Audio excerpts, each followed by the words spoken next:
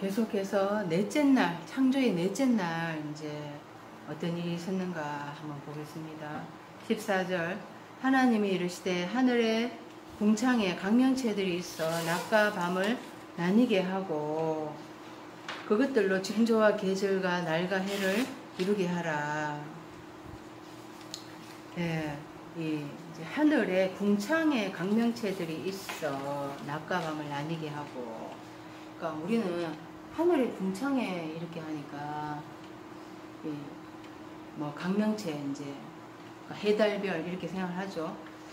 그래서 이 해달별이 이제 하는 게 낮과 밤 자연적인 시간을 이제 구별하게 하고, 또 그것들로 뭐 하여튼 뭐 이제 징조 계절 날과 해, 그래서 그 1년에 뭐 시기를 알 수 있도록 뭐 이렇게 하는 역할들을 한다 이렇게 생각을 하잖아요.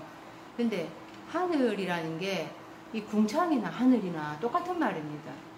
궁창, 하늘, 똑같은 하늘이라 이 말이에요. 근데 히브리어로는 다른 단어를 쓰고 있거든요. 하늘은 샤마이, 궁창은 라키아 해서, 이 라키아라는 게 뭐냐, 라키아 그 밑에 있죠. 라키아 7549번 펼침이라고 되어 있잖아요. 펼침 4페이지에 펼침, 하늘의 궁창 안에 이제 이렇게 되어 있는데 펼치다 이런 말인 거예요. 출애굽기 39장 13절에 검을 얇게 쳐서, 그러니까 두드리는 거예요. 검을 얇게 쳐가 두드리는 거예요. 펴는 거예요. 펴는 거. 이사야서 42장 5절에 하늘을 창조하여 펴시고 땅과 그 소산을 내시며, 이렇게 하늘을 창조하여 펴시고 펼치는 거예요. 펼치는 거. 또 이사야서 44장 24절에 홀로 하늘을 폈으며 나와 함께 한 자 없이 땅을 펼쳤고, 그래서 하늘이라는 게 그 샤마임에서 샤마임, 물공장이라고 얘기했잖아요. 물을 연구하는 곳이 하늘인 거예요. 하늘이 그 이씨, 남자라 그랬죠.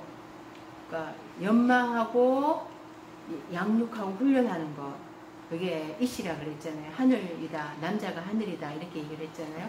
그러니까 하늘이 물을, 사상을 연구하는 곳인 거예요. 하늘이 사상을 연구하는데, 사상이 그러니까 진짜 하늘이 있고 가짜 하늘이 있고, 그거를 계속해서 연구하고 연마해서 그걸 구별해 가야 된다 이 말인 거예요. 하늘이.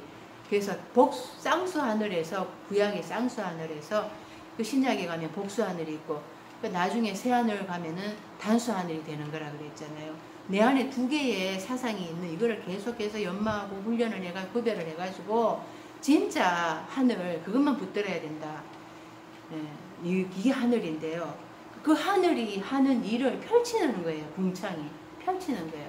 진짜 하늘이 일을 하고 가짜 하늘이 일을 하는 그거를 펼치는 게 궁창이라는 거예요. 그래서 강명체라고 하니까 이제 이게 이제 마오르라는 단어를 쓰고 있거든요. 강명체라는 게, 그러니까 마오르하는 게 이 오르, 오르가 빛이에요. 빛. 오르가 빛이 있기 시작하라 이렇게 얘기했죠. 빛이 밝음이에요. 밝히는 게 빛이에요. 밝히는 것. 그래서 마오르 하니까 밝히는 것 이 말인 거예요. 밝히는 것. 강명체가 있어 하니까 그 하늘 물공장 안에, 궁창 안에 펼침 안에 하늘이 하는 일을 이 마오르가 하는 거예요. 왜요? 땅을 이끌어 올리려고. 이 바탕 보세요. 여기 이 바탕 땅, 혼돈하고 공허함이 흑암이 깊은 위에 있는 이 바탕을 이끌어 올려 가지고 좀 밝혀주려고 하는 역할이 이 마오르가 하는 이 역할인 거예요. 그러니까 이 하늘에, 이 궁창 안에 펼치면 하늘이 하는 일을 펼쳐서 보여주는 거예요. 라키아가 궁창이 펼쳐서. 그래서 청와대에서 하는 일은 청와대 대변인이 나와가지고 이렇게 설명을 해주잖아요. 대변해 주잖아요. 그러니까 하늘이 하는 일을 이렇게 궁창이라는 게 펼쳐서 보여주는 거예요. 그래서 그 광명체를 뒀다 그랬는데 광명체가 마오르 해가지고 밝혀주는 거, 빛을 밝혀주는 거. 그러니까 밝히는 거. 내 땅을, 어두컴컴한 이 땅을 밝혀주는 역할을 하는 게 광명체라는 거예요. 그래서 낮과 밤을 나뉘게 하고 낮이라는 게 날 그러니까 이 낮, 밤 이렇게 하니까 우리는 시간적으로 생각을 하는데 낮과 밤을 구별하게 하고 이 말이거든요. 구별하게. 이런 것들이 있어가지고 땅 바탕을 이끌어 올린다 그랬잖아요. 그러니까 뭐를 구별하게 하는가 하면은 이 낮이라는 게 히브리어에서는 이제 용이라고 이렇게 써요. 이제 낮이라고 이렇게 하는데 용이거든요. 용이 날이라고도 쓰이고 낮이라고도 쓰여요. 헬라어에 오면은 이제 구별이 돼요. 날은 헤메라. 자, 보세요. 욤은 낮, 날 이렇게 같이 써요. 일단 히브리 헬라어에 가면은 이제 헤메라, 시네로 이렇게 두 가지로 이제 구별이 되거든요. 같이 써요. 히브리어에서는 욤이라고 같이 써요. 이 날을 구별하게 하는 거예요. 그리고 또 라일라 해가지고 또 밤을 구별하게 하는 거예요. 밤 라일라 해가지고 밤을 구별하게 하는 거예요. 밤이 이제 라일라는 역경이라는 뜻이거든요. 역경. 그러니까 이 날이라는 게 우리가 빛은 내 안에서 빛이 이게 내 안에서 이렇게 빛이 점점 밝아져야 되잖아요. 근데 빛은 안 보이는 거니까 알 수가 없으니까 그 빛을 이해하도록 하기 위해서 한 날, 둘째 날, 셋째 날, 넷째 날, 다섯째 날, 여섯째 날, 일곱째 날 이 시한을 초청한 거예요. 그게 날이에요. 낮을 이렇게 하니까 우리는 이 낮이라고 생각하는데 날이에요. 이때는 날이라고 생각해야 돼요. 그래서 시한 한 날, 둘째 날, 셋째 날, 넷째 날, 다섯째 날 이거를 이제 내가 구별해 가야 되는 거야. 내가 모르니까 바탕이 내가 어둠컴컴하니까 이 광명체 빛을 밝혀주는 거, 이 밝히는 역할을 하는 거 이거를 뒀다 이 말이죠. 그러니까 이게 누구예요? 해달들이고 후견인과 청지기들이죠. 넷째 날, 다섯째 날에 이제 분정을 해놓은 거예요. 그 역할 하라고 가르쳐주라고 바탕을 이끌어 올리라고 가르쳐준 거죠. 세워놓은 거죠. 후견인과 청지기들. 그래서 날을 가르쳐줘야 되는데 날에 대해서 몰라요. 자, 이 날을 이제 한 날, 둘째 날, 셋째 날 이렇게 이거를 빛을 알아가려 그러면은 뭐가 있어야 되는가 하면은 어둠이 있어야 되는 거예요. 역경이 있어야지 빛을 알아가는 거거든요. 안 그러면은 그냥 계속 그날에 머물고 말죠. 그러니까 내가 답답하고 역경이 있으니까 이제 둘째 날에서 셋째 날 가고 넷째 날 가고 이렇게 가려고 하는 거예요. 역경을 통해 가지고 그거를 이제 강명체들이 이제 가르쳐 줘야 되는 거예요. 그래서 이 강명체들이 또 하는 역할이 뭔가? 이 강명체들은 마오르 밝히는 것이라 그랬잖아요. 밝혀주는 것이니까 자연 발광체는 아닌 거예요. 그죠? 반사체인데 진짜 그 빛은 진짜 그 저절로 밝혀주는 것은 하나님, 예수님밖에 없어요. 진짜 해는 하나님이고 예수님밖에 없는 거예요. 그 외에는 전부 다 반사체이죠. 반사체. 그래서 이 마오르가 반사체인 거예요. 바탕을 이끌어 올리기 위한 반사체인 거예요. 시안을 알도록 하기 위해서 그 역경을 통해 가지고 이제 이렇게 알아가도록 반사체를 하늘에 펼치만에 세워놨다 이 말인 거예요. 이 반사체들이 하는 일이 이제 징조와 계절과 이제 날과 해를 이루게 하라 이렇게 하니까 우리는 이걸 이제 때를 알게 한다. 하늘의 해달들이 인간의 1년에 때를 알게 한다. 그러니까 그 때로 이제 농사를 어떻게 짓는가 시기를 이제 알게 하는 거고, 또 뭐 바다에 뭐 또 항해할 때 그 표지판으로 삼고 이런 식으로 하잖아요. 그죠? 근데 그런 얘기를 하는 게 아니라는 거죠. 이 표적이란 징조라는 게 이제 징조라는 게 오트거든요. 징조라는 게 이제 오트예요. 오트. 징조라는 게 이 오트예요. 오트. 오트라는 게 알레부터 타브까지 가는데, 여기 보세요. 알레부터 타브까지 가는데, 그러니까 처음부터 타브가 구약의 이제 마지막 히브리어 단어가 타브거든요. 그래서 이 창세기 1장 1절부터 말라기까지 구약에까지 가는데, 네. 끝까지 가는데 뭐가 있어야 가요? 요게 있어야 가요. 요게 표적이 있어야 가요. 표적이 있어야지 이제 신앙생활을 한다 이 말이에요.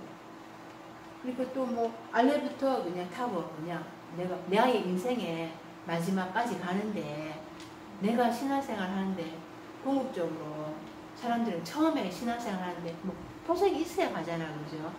그래서 이게 징조가 표적이라는 거예요. 표적을 위하여서. 그러니까 넷째 날, 다섯째 날은 표적이 있어야 신앙생활을 합니다. 근데 여섯째 날의 표적은, 진짜 표적은 뭐예요? 십자가야. 내가 요나의 표적밖에 너희에게 줄 것이 없다. 그러니까 넷째 날, 다섯째 날은 하나님이 우리한테 또 체험과 기적과 이런 표적을 막 주세요. 하나님 믿게 하기 위해서는. 근데 여섯째 날에 이제 들어오고 그 자들한테는 반드시 뭐가 주어지는가? 십자가의 표적이 주어지는 거예요. 그러니까 이 표적을 위해서 이제 이런 마오르를 세워놨다 이 말인 거예요. 어쨌거나 넷째 날, 다섯째 날 교회를 통해서 표적들이 일어나잖아요. 그걸 보고 신앙생활 하는 거예요. 그 다음에 이제 계절과 이렇게 했는데, 계절이라는 게 이제 모예드라는 단어이거든요. 모예드. 그래서 이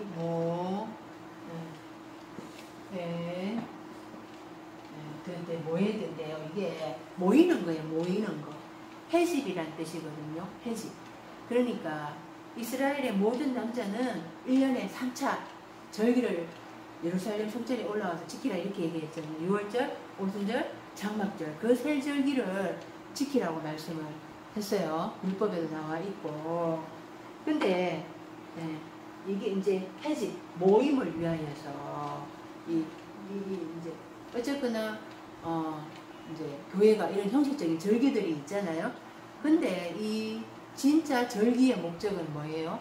내가 6월절이 되는 거예요. 내가 희생양을 먹고 내가 이제 출애굽을 하고, 그 두 번째 6월절이 내게 있어져야 되는 거예요. 나한테 있어야 되는 거예요. 내가 오순절 성령의 기름 부음을 받아서 내가 기름 부음 받은 자가 돼야 되는 거예요. 그리고 장막절, 내가 그리스도가 내게 장막을 쳐야 되는 거예요. 그래야지 내 급의 생수의 강이 흘러나리라 이렇게 말씀을 하시잖아요. 그러니까 내가 이 절기가 돼야 되는 거예요. 내가 절기가. 그런데 그 형식적인 절기를 지금 이렇게 치르고 있죠. 그러니까 부활절. 그러니까 내가 부활해야 되는데 부활은 못하고 날마다 그냥 살았네 그냥 입으로만 그렇게 이제 외치고 찬양을 하고 있어요. 그러니까 이런 해집을 위하여서, 모임을 위하여서.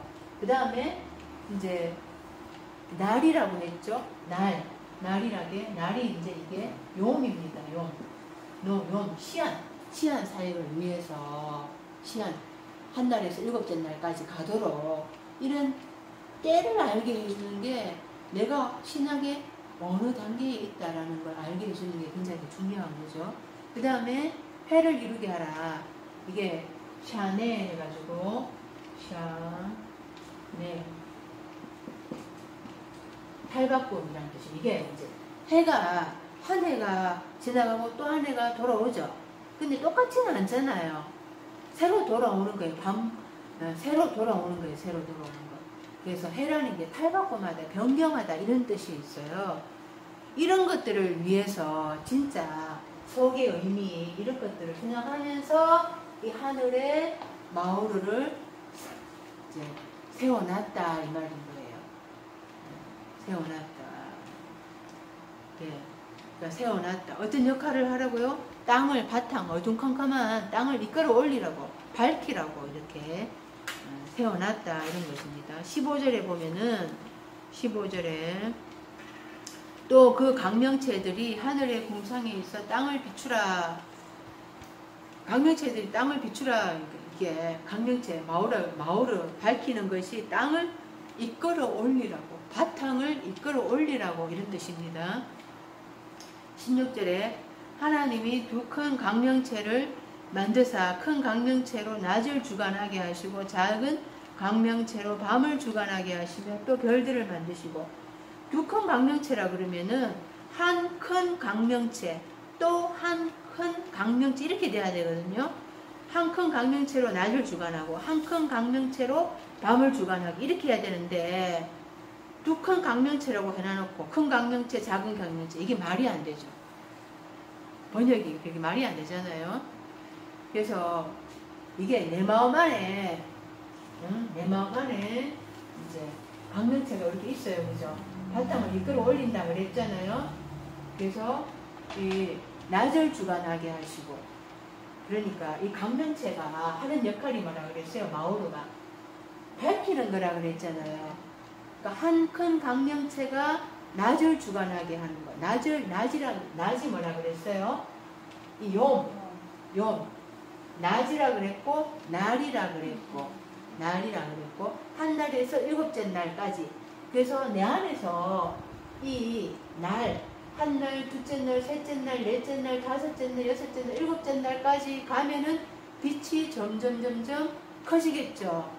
빛이 점점 커지면은 자연적으로 밤은 작아져요. 자연적으로. 그래서 뭐 두 큰 강명체 이렇게 하니까 두 개가 있는 것 같잖아요. 그래서 해가 있고 달이 있고 우리 이렇게 따로따로 역할을 생각을 해요. 그죠? 해는 낮을 주관하고 달은 밤을 주관하고 이런 두 개로 이렇게 생각을 하는데 그러니까 둘이라는 뜻이 탈바꿈하다 이런 뜻이 있다 그랬죠. 마오르가 밝히는 거라고 그랬잖아요. 탈바꿈하는 강명체. 그러니까 탈바꿈하니까 내 안에서 계속 빛이 날이 한 날에서 일곱째 날까지 쭉 계속 가면은 빛은 점점 커져요. 내 안에서 점점 밝아져요. 그거 얘기하는 거예요. 그러면은 자연적으로 이 밤은 작아지는 거예요. 탈바꿈하는 강명체예요. 두 개가 아니라 그런 얘기인 것입니다. 그리고 이제 별들을 만드시고 그러니까 이 별이라는 게 진짜 별은 뭐예요? 그리스도 예수가 별이잖아요. 그 새벽별이 아니라 샛별이라 그랬어요. 하늘에 반짝반짝 빛나는. 근데 새벽별은 많잖아요. 그런 새벽별이 아니라 유일하게 빛나는 그 한 별. 그래서 동방박사들이 그 별을 보고 찾아와서 그리스도 예수가 멈추신 곳에 있는 곳에 멈춰가지고 예수를 찾아갔다 그랬잖아요. 그 별이 이제 그 진짜 별은 그리스도 예수예요. 근데 이 진짜 별은 이 별이 하늘에서 우리는 반짝반짝 빛나는 이런 것만 생각을 해요. 근데 이 별이 둥실둥실 둥글게 올라가는 이런 뜻이 있거든요. 그래서 진짜 별은 진짜 스타는 뭐예요? 바닥에서부터 올라가잖아요. 그러니까 어느 날 갑자기 짠 하고 나타난 스타는 어느 날 또 갑자기 딱 추락을 하죠. 그래서 나중에 여섯째 날에 하늘의 해달별이 다 떨어져요. 그죠? 그 가짜 해달별, 가짜 하나님 역할을 한 해달별, 반사체 역할을 한 그런 해, 달, 스타, 그 별은 다 떨어져요. 그런데 이제 그런 것들을 이제 만드셨다 이 말이죠. 근데 진짜 별은 예수님은 바닥에서부터 있잖아요. 예수님이 내 마음 안에서 점점 드러나야 되는 거예요. 그 별이. 내 마음 안에 숨겨져 있잖아요. 빛이 내 마음 안에 숨겨져 있잖아요. 희미하니까 안 드러나죠. 그런데 점점점 그 빛이 드러나면은 커져가지고 점점점 그러면은 내 안에서 드러나는 거예요. 별은 드러나는 거예요. 반짝반짝 비치는 게 아니라 내 안에서 점점점 커져가지고 그 빛이 드러나게 드러나야 되는 거죠. 그게 별인 거예요. 근데 가짜 별들은 이제 어느 날 갑자기 만들어져가지고 딱 떨어져야 되는 거죠. 어쨌거나 이제 그런 것들을 막 비치는 역할, 반사체 역할 하는 거를 이제 다 만들어 놓으셨다 그랬어요. 하늘이 하는 역할, 가짜 하늘도 있고 진짜 하늘도 있으니까 그 하늘이 하는 역할들을 하도록 하기 위해서 이런 밝히는 역할을 하는 것들을 이제 궁창 안에, 펼침 안에 이제 만들어 놨다. 그래서 17절에 하나님이 그것들을 하늘의 궁창에 두어 땅을 비추게 하시며, 그러니까 땅을 이끌어 올리는 거예요. 땅을 밝혀주는 거예요. 18절 낮과 밤을 주관하게 하시고 빛과 어둠을 나뉘게 하시니, 그러니까 창세기 1장 5절에 이제 이제 빛이 있으라 이래가지고 빛이 있으라 그랬죠. 그래서 1장 5절에 하나님이 빛을 낮이라 부르시고 어둠을 밤이라 부르시니 이렇게 했거든요. 근데 빛을 낮이라 하는 게 아니라 빛을 위하여서 요음을 초청하시고, 그러니까 빛이 점점점 밝아지는데 그거를 모르니까 요 시안을 초청하셨다 이 말인 거예요. 한 날, 둘째 날, 셋째 날 이렇게 깨달아 가도록 나를 초청하셨다. 시안을 초청했다 이 말인 거예요. 뭐 빛을 낮이라 부르는 게 아니라 어둠을 밤이라 부르는 게 아니라 어둠을 위해 가지고 내 인생에 어둠이 있구나 그걸 알게 하기 위해서 역경을 초청했다 이렇게 되는 거예요. 그래서 한 날에서 일곱째 날까지 가려고 그러면 역경이 있어야지 내가 그 일곱째 날 가려고 하는 마음을 품는다 그랬잖아요. 그래서 그런 것들을 이제 구별해 가야 되는 거죠. 그거를 이제 구별해 가도록 하늘의 마오르를 밝히는 것을 이제 두셨다 이런 뜻인 것입니다. 넷째 날에 이제 이런 걸 하셨는데, 그러니까 물리적인 이야기를 하는 게 아니라 내 안에 이제 이렇게 이제 하시는 일들인 거죠. 자, 이제 8절을 보겠습니다. 8절. 내가 봄에 청황색 말이 나오는데 그 탄자의 이름은 사망이니 엄부가 그 뒤를 따르더라. 그들이 땅 4분의 1의 권세를 얻어 금과 흉년과 사망과 땅의 짐승들로서 죽이더라. 청황색 말이라고 했는데요. 클로로스 해서 푸른 누른빛의 이런 뜻입니다. 청황색이 아니라 그러니까 푸르스름한 이런 뜻이에요. 누르스름한 이런 뜻이죠. 마가복음 6장 39절에 제자들에게 명하사 그 모든 사람으로 때를 지어 푸른 잔디 위에 앉게 하시니, 푸른 그러니까 풀이에 누르스름한 그런 풀이에 앉게 하셨다 이런 말이죠. 네. 그래서 잔디가 풀이에요. 누르스름한 푸른 잔디가 풀이고 푸른이 이제 클로로스 이 단어이죠. 푸른이 클로로스 그러니까 누르스름한 풀이에 앉게 하셨는데 그 5,000명이 다섯째 날에 사상을 가진 성도를 얘기하는 거죠. 그래서 풀이 뭐냐, 이 누르스름한 이런 풀이 뭐냐, 베드로전서 1장 24절에 그러므로 모든 육체는 풀과 같고 그 모든 영광은 풀의 꽃과 같으니 풀은 마르고 꽃은 떨어지되, 이 풀이 푸르스름한 이런 풀이 육체라는 거예요. 육신적인 삶이라는 거죠. 육신적인 삶. 우리 육체 다 가지고 있어요. 육체를 말을 하는 게 아니라 육체라고 해놨는데 육신적인 것, 육신적인 것은 풀과 같이 그 영광이 이제 마르고 꽃은 떨어진다. 육신적인 삶은 이제 마르고 꽃은 다 시든다. 영화는 다 시든다. 이런 뜻이죠. 계시록 8장 7절에 첫째 천사가 나팔을 부니 피 섞인 우박과 불이 나와서 땅에 쏟아지며 땅의 3분의 1이 타버리고 수목의 3분의 1도 타버리고 각종 푸른 풀도 타버렸더라. 그러니까 내 바탕 안에 3분의 1이 아니고 세 번째예요. 내 바탕 안에 세 번째 강화된 것이 다 첫째 나팔의 말씀으로 그 우박, 불 다 말씀이잖아요. 나팔 다 말씀이잖아요. 내 마음밭에 떨어지니까 내 마음 안에 있는 강화된 거 그런 것들 다 태워버리는 거죠. 푸른 풀 이런 거 시들어야 할 것 육신적인 이런 것들 하나님이 말씀으로 다 태워버린다 이런 뜻인 것입니다. 이게 넷째 날이 이제 누르스름한 말 소식이죠. 소식 연락병이 그래서 다 죽인다 이 말인 거예요. 자, 에세브가 풀이에요. 풀. 창세기 1장 11절에 하나님이 이제 셋째 날 땅은 풀과 씨 맺는 채소와 각기 종류대로 씨 가진 열매 맺는 나무를 내라. 그러니까 풀, 채소 이렇게 나와 있는데 채소가 아니고 이게 풀이에요. 씨 맺는 풀. 그리고 앞에 땅은 새싹이에요. 새싹. 그러니까 씨 맺는 채소, 그 풀인 새싹 이렇게 되는 거예요. 새싹. 그리고 씨 가진 열매 맺는 나무를 내라 이렇게 되는데요. 씨 맺는 풀, 씨 맺는 풀. 창세기 1장 29절에 하나님이 이르시되 내가 온 지면에 모든 채소와 씨 가진 열매 맺는 모든 나무를 너희에게 주노니 너희의 먹을거리가 될 것이다. 그러니까 이제 땅에서 나오는 것들이 이제 씨를 맺는 풀 그리고 종류 씨 가진 열매 맺는 나무 이제 땅이 이런 것들을 이제 바탕이 산출을 하는 거죠. 바탕이 산출을 하는 건데요.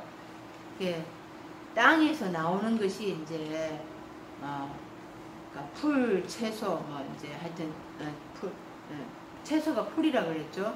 그러니까 씨 맺는 풀이긴 한데 이게 금방 시들잖아요. 금방 시들고 그래서 이제 열매 맺는 나무 이제 이게 여기까지가 우리가 돼야 되는 게 내 마음 안에서 이제 열매를 맺어야 되는 거죠.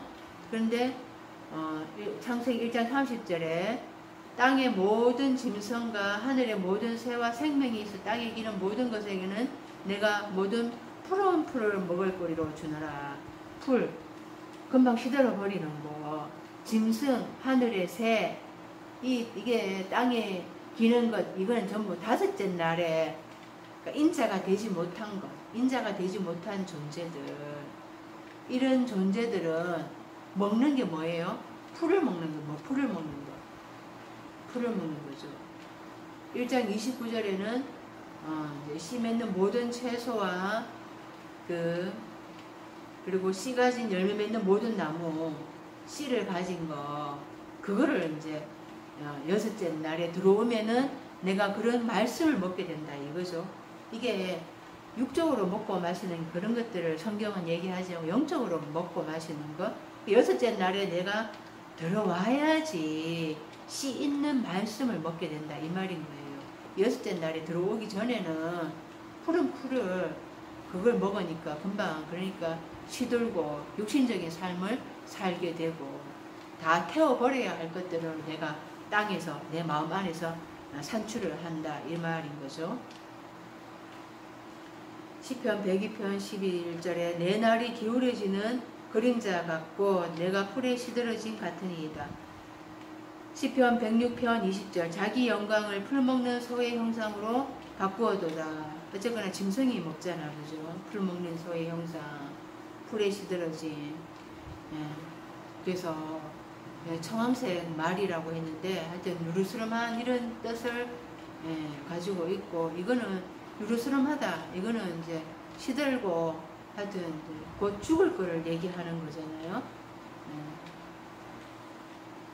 그러니까 나를 눕혀놓고 이제 넷째 날은 율법의 말씀으로 죽인다 그랬죠. 그 탄자의 이름은 사망이니 엄부가 그 뒤를 따르더라. 사망과 엄부가 이제 같이 결합해가 동행을 해요. 그래서 이 사망은 다나토스예요. 다나토스. 로마서 5장 12절에 그러므로 한 사람으로 말미암아 죄가 세상에 들어오고 죄로 말미암아 사망에 들어왔나니 이와 같이 모든 사람이 죄를 지었으므로 사망이 모든 사람에게 이르렀느니라. 제가 율법 있기 전에도 세상에 있었으나 율법이 없었을 때에는 죄를 죄로 여기지 아니하였느니라. 그러나 아담으로부터 모세까지 아담의 범죄와 같은 죄를 짓지 아니한 자들까지도 사망이 왕노릇하였나니 사망은 오실 자의 모형이라. 아담이 오실 자의 모형이 아니죠. 오실 자는 뭐 그리스도 예수다. 둘째 아담이다. 그럼 첫 아담은 죄인인데, 둘째 아담이, 첫 아담이 둘째 아담이 모형이 될 수 있어요? 아니잖아요. 첫 아담은 죄인이고 둘째 아담은 죄가 없잖아요. 그럼 모형이 될 수가 없죠. 그러니까 이게 이제 원어로 되어 보면은 아담은 기대하는 자의 표본이다, 이렇게 이렇게 번역을 해야 돼요. 아담은 기대하는 자의 표본이다. 그러니까 아담을 롤 모델로 삼으면은 죽음이다, 이 말인 거예요. 그러니까 인간을 롤 모델로 삼으면은 죽음이다, 이 말인 거예요.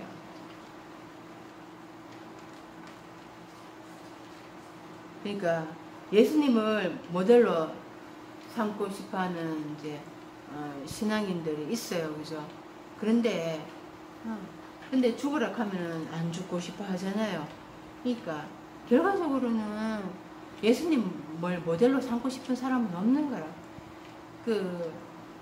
예수님을 따라서 이제 죽겠습니다, 이렇게 하지만은 그 길이 좁은 길이고, 그 길이 진짜 이제 만만찮은 거예요. 현실 속에서는 그 예수의 길을 가기가 너무나 만만찮은 거예요. 그래서 다 인간을 롤모델로 삼죠.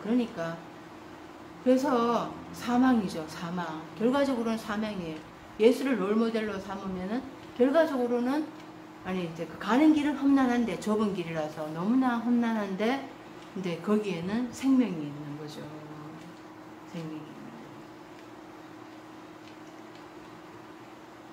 그래서 이 첫 아담, 나의 첫 아담은 죽어야 하는 거예요. 나의 첫 아담은 죽어야 하는데, 그것을 율법으로 이제 묶어놓고, 이제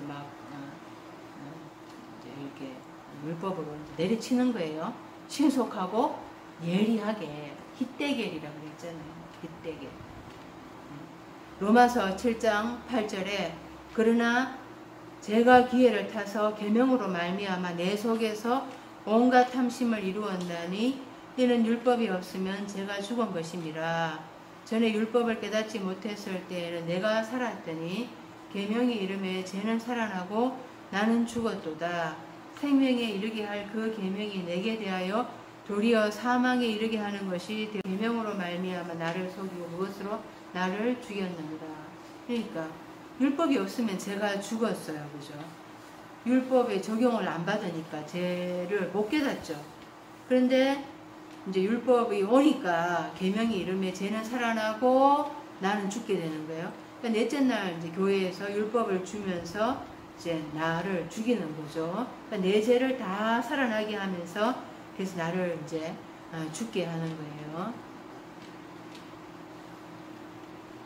로마서 8장 6절에 육신의 생각은 사망이요 영의 생각은 생명과 평안이니라. 육신의 생각은 하나님과 원수가 되나니 이는 하나님의 법에 굴복하지 아니할 뿐 아니라 할 수도 없음이라.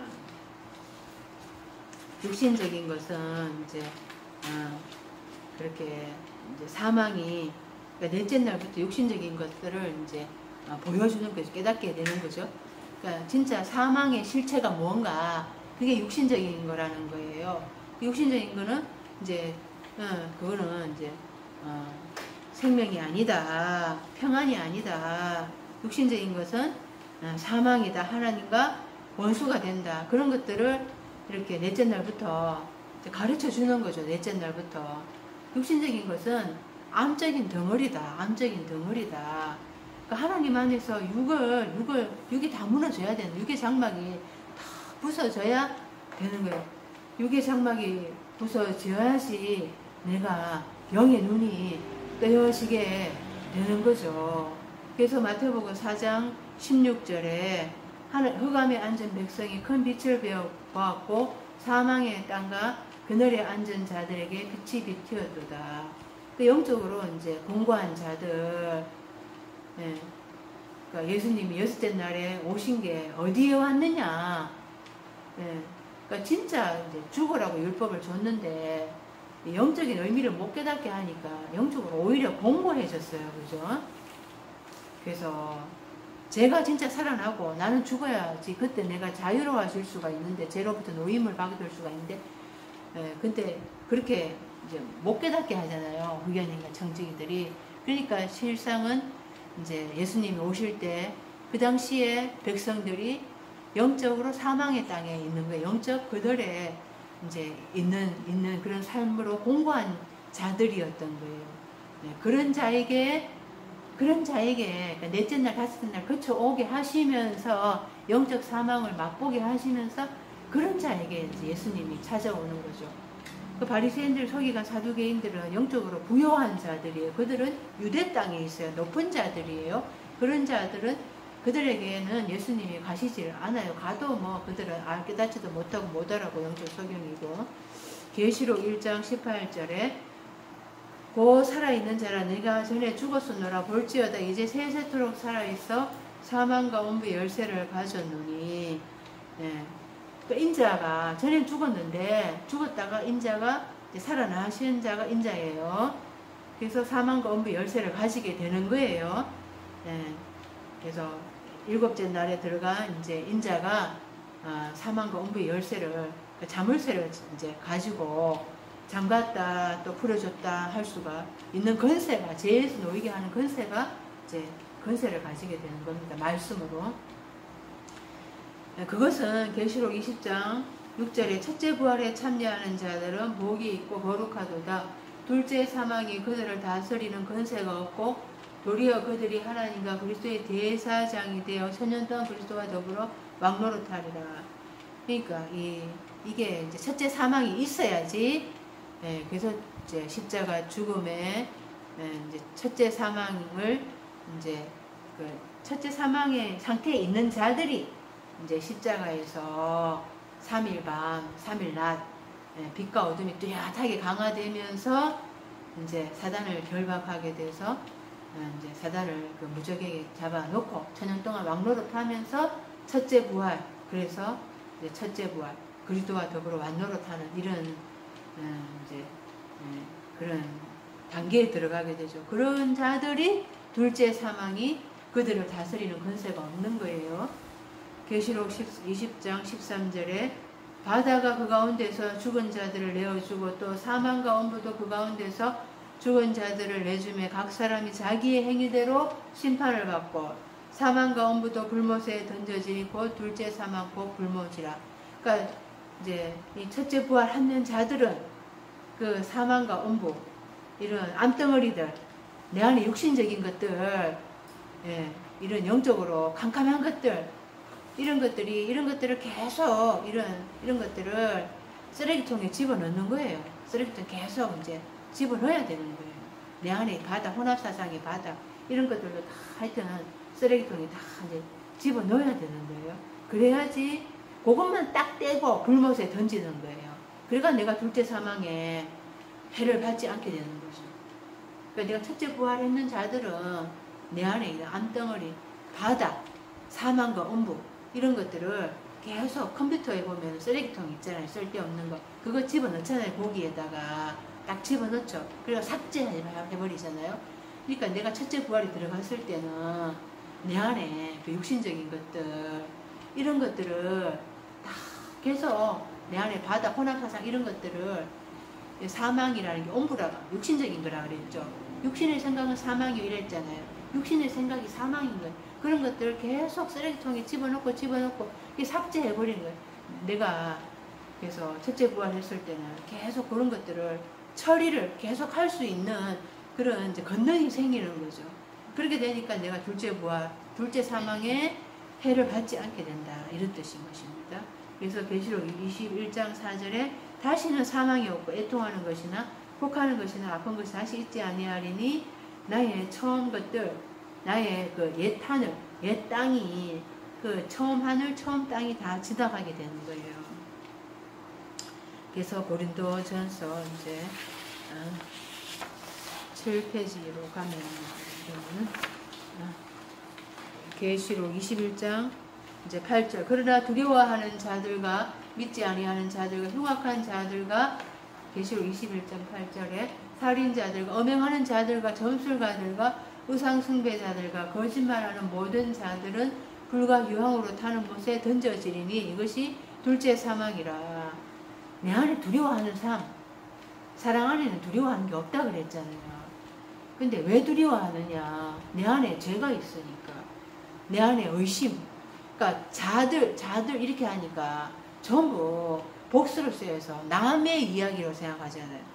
그러니까 삶이라고, 신약에서 복수는 삶이라고. 내 안에 두려워하는 삶, 내 안에 믿지 아니하는 의심하는 삶, 내 안에 흉악한 삶, 살인하는 삶, 엄행하는 삶, 점술가, 아까 나시, 정치는 거, 경험으로 살아가는 거, 우상숭배자, 거짓말, 이런 것들이, 내 안에 이런 것들은 불과 유황으로 타는 그것도 다 말씀이에요. 그래서 하나님의 말씀에 계속 타야 되는 거죠. 그러니까 하나님이 환난을 주시는 거죠. 그게 이제 계속, 그래서 둘째 사망이다. 고린도전서 15장 55절에 사망아 너의 승리가 어디 있느냐? 사망아 네가 쏘는 것이 어디 있느냐? 사망이 쏘는 것은 죄요. 죄의 근원은 율법이다. 그러니까 사망은 결국에는 죄가 있으니까 이제 그렇게 이제 죄를 없애려고 하는 건데, 그래서 율법으로 죄를 이제 없애는 거죠. 율법의 말씀으로 이제 죽이는 건데요. 그러니까 넷째 날에 이제 그런 걸 해야 되는데 그런 거를 이제 못하고 영적으로 이제 공고한 상태에 있는 거죠. 하데스 음부, 음부라는 게 알파, 이게 알파 부정을 나타내는 이때 접두사예요. 하데스, 그러니까 에이도라는 알아보다 이런 뜻이에요. 알아보지 못하는 게 음부, 지옥인 거예요. 알지 못하는, 깨닫지 못하는 것, 그게 바로 지옥인 것입니다. 마태복음 16장 18절에 또 내가 네게 이르노니 너는 베드로라. 내가 이 반석 위에 내 교회를 세우리니 음부의 권세가 이기지 못하리라. 네. 깨닫지 못하는 거. 네. 누가복음 16장 23절에 그가 음부에서 고통 중에 눈을 들어서 멀리 아브라함과 그의 품에 있는 나사로를 보고, 그 아브라함에게 이제 그 나사로가 품에 안겼잖아요. 나사로가 아브라함 품에 안겼는데 그 부자가 지옥에서 아버지 아브라함이요, 그 나사로를 보내어서 그 손가락 끝에 물을 축여가 내가 좀 이렇게 목마름을 좀 면하게 해주세요. 이렇게 하니까 너와 우리 사이에는 큰 구렁이 있다 이렇게 얘기하잖아요. 구렁이라는 게 이 사고에 격차가 있다라는 거예요. 생각에 개입이 있다라는 거예요.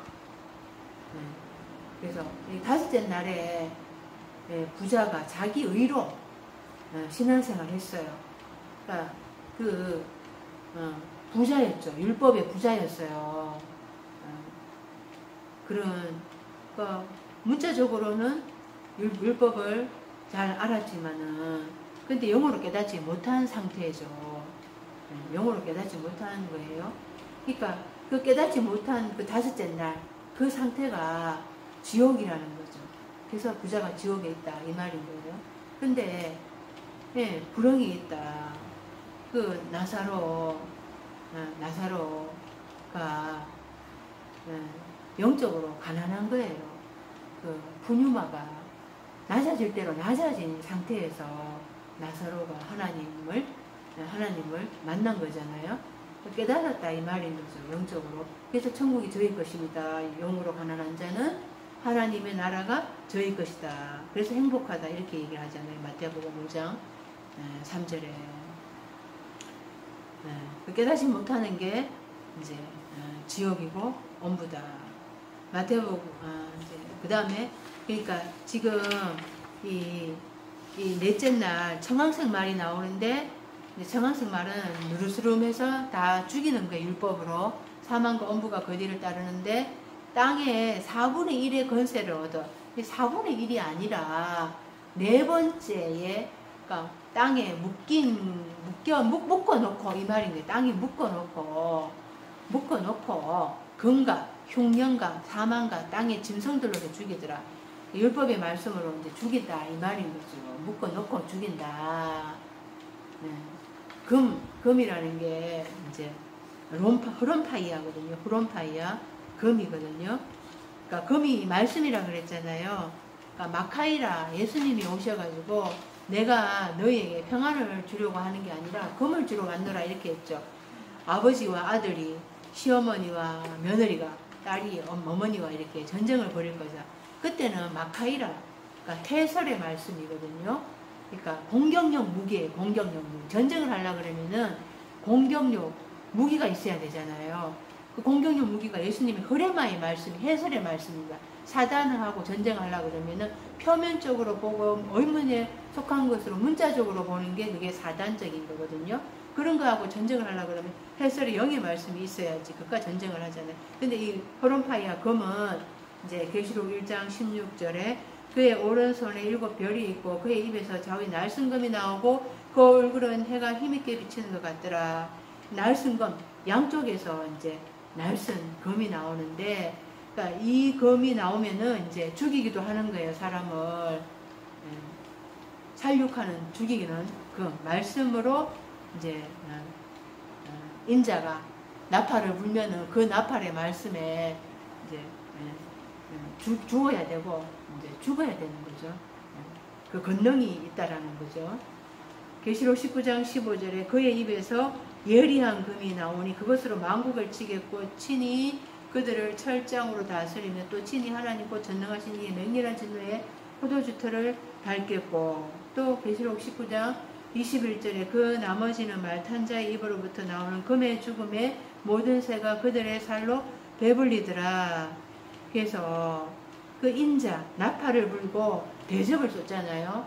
그 말씀에는 진짜 죽이는 권능이 있는 거예요. 육신을 죽이고 육신을 죽이는 그런 권능이 있다라는 거죠. 그 말씀에 죽어야 되는데 근데 안 죽고도 살아남아가지고 불평불만하고 이런 삶이 있다라고 또 성경에서 이야기를 하고 있습니다. 자, 이제 그 다음에 기근 안에서 죽인다 그랬잖아요. 기근. 누가복음 15장 17절. 이에 스스로 돌이켜 이르되 내 아버지에게는 양식이 풍족한 품꾼이 얼마나 많은가. 나는 여기서 줄여 죽는구나. 이 둘째 아들이 하는 이야기인데 아버지 집에는 말씀이 풍족해요. 아버지 집의 일꾼들은 말씀이 풍족해요. 그런데 나는 여기서 줄여 죽는구나. 이 다섯째 날에 이 사역자들은 줄여 죽는 거예요. 아버지 집에서 일하는 목자들, 품꾼은 양식이 말씀으로 풍성한데 다섯째 날에 그 사역자들은 줄여 죽는다 이렇게 이야기를 하고 있습니다. 그 다음에 이제 짐승 데리온이라 그랬죠. 이제 그 짐승이 계시록 14장 11절에 그 고난의 연기가 새새토록 올라가려도다. 짐승과 그의 우상에게 경배하고 그의 이름표를 받는 자는 밤낮 쉬지 힘을 얻지 못하리라. 계시록 15장 2절 또 내가 보니 불이 섞인 유리바다 같은 것이 있고 짐승과 그의 우상과 그의 이름의 수를 이기고 벗어난 자들이 유리바닷가에 서서 하나님의 검은고를 가지고 짐승과 그의 우상과 이런 걸 이겨야 되는 거예요. 그죠? 이겨야지 이제 그 바다가 내 안에 바다가 이제 다 드러나는 거예요. 유리라는 게 투명해서 다 속이 비치는 거잖아요. 내 속이 다 드러나는 거죠. 계시록 그래서 이제 계시록 20장 10절에 그들을 미혹하는 마귀가 불과 유황못에 던져지니 거기는 그 짐승과 거짓 선지자도 있어 세세토록 밤낮 괴로움을 받으라. 그러니까 내 안에 이런 짐승, 거짓 예언자 그런 거짓말하고 하나님의 말씀이 아닌 것, 그 어떤 좋은 말이라 하더라도 하나님 말씀이 아닌 거는 그런 거는 이제 거짓 예언자이고 짐승이고 그래서 불과 유황 못에 돈에서 세세토록 괴로움을 받아야 된다. 그래서 이 넷째 날에 전하는 이제 그 말이 푸르스름한 누르스름한 그런 사망의 소식을 전한다 이렇게 얘기를 하잖아요. 그러니까 내 안에서 죽어야 할 것들을 이렇게 이제 얘기를 하는 거죠. 그러니까 내 안에 다 이런 것들은 이제 율법의 말씀으로 진짜 율법의 그런 영의 말씀으로 다 죽여져야 될 것들이라는 거예요. 이런 것들이 고린도전서 10장 3절 모두가 같은 신령한 음식을 먹으며 모두가 같은 신령한 음료를 뒤따르는 신령한 반석으로부터 마셨으니 그 반석은 곧 그리스도시라. 이게 고린도전서 10장 1절부터 그 홍해 모세가 이스라엘 백성들 데리고 홍해 바다를 건너는 거를 세례를 행했다 이렇게 얘기를 하는 거거든요. 세례 행했다. 그래서 그들이 세례를 행했고 또 이제 신령한 음식을 먹었고 또 신령한 음료를 신령한 반석으로부터 마셨는데 반석은 그리스도시다. 네. 그래서 이 홍해 건너고 또 반석을 쳐서 또 물을 마셨고 이게 그리스도이잖아요. 그리스도부터 마셨잖아요. 네. 그러니까 넷째 날 이제 그 교회로 들어와서 율법의 말씀을 받으면서 이제 계명이 이름에 제가 살아나고 나는 죽어야 되는데 그러니까 다섯째 날 들어가면서 그냥 막 등 따시고 배부르고 이제 이게 하나님 잘 믿으니까 복을 주시는가 보다. 그러니까 이 기복이 만연한 그 상태니까 전부 다 이게 진짜 그냥 이게 신앙생활 하는 것보다 이게 신앙생활인가 보다 그것밖에는 안 보이니까 그것밖에는 모르니까 그러니까 그렇게 해서 고여있게 되는 거예요. 그래서 그 반석이신 그리스도로부터 마셨는데도 깨닫지를 못해요. 그래서 여섯째 날에 그리스도가 오셨는데도 눈앞에 오셔가지고 내가 그리스도다 이렇게 얘기를 하는데도 못 깨닫고 그냥 배척하고 결국에는 내가 그리스도를 이제 죽여버리고 마는 거죠. 그러니까 넷째 날 반석으로부터 마셨어요. 근데 다섯째 날 지나오면서 그냥 다 그냥 잊어버리고 다 그게 이제 다 사라져 버려가지고 진짜 예수님 본체 실제가 와서도 예수님이 오셔가지고 말씀을 전해줘도 그걸 이게 도대체가 이단이 아닌가 이렇게 이제 생각을 하는 거예요. 이게 이제 넷째 날에 넷째 날 이제 해석을 해 주시는 것입니다. 진짜 넷째 날은 이제 율법을 주면서 진짜 죽으라고 하는 건데 이제 그러니까 못 죽고 오히려 영적으로 공고한 상태에 처해 있게 되는 것입니다.